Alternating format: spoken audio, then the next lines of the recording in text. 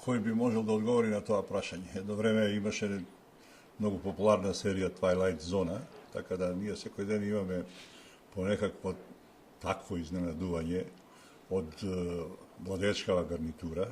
Секој ден им приредуваат некакви непријатни изненадувања, така да сега прашањето на тоа каде се движи Македонија е многу тешко да се одговори. Но не е добро. Не се движи во добра насока. Ние очекувавме дека ова е болест која ќе ја преболиме бргу како сипаници, но изгледа дека се работи за метастаза, дека се што ни се случува е толку длабоко метастазирано во сите пори на нашето општество, да ќе трае долго, колку ќе бидеме болни, не знам, дали ќе оздравиме и кога ќе оздравиме.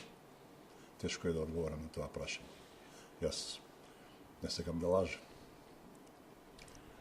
Во присрет на изборите, што им оставаме на младите во Македонија, односно на оној мал број на млади што се моментално останати тука? Па тоа е уште едно тешко прашање.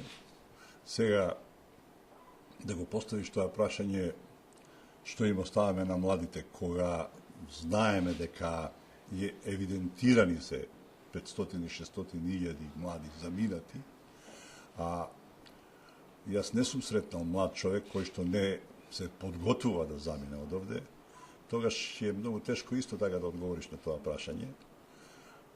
Младите кои ќе останат овде, тешко нив.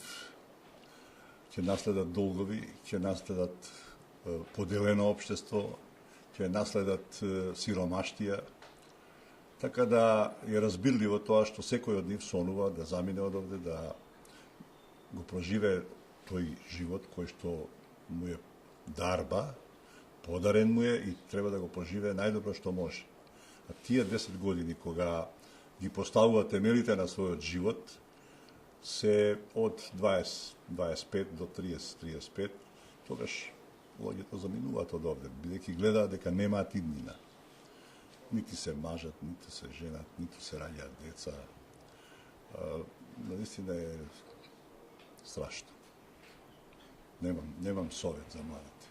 Многу ми е жал, но и овој пат не сакам да лажам.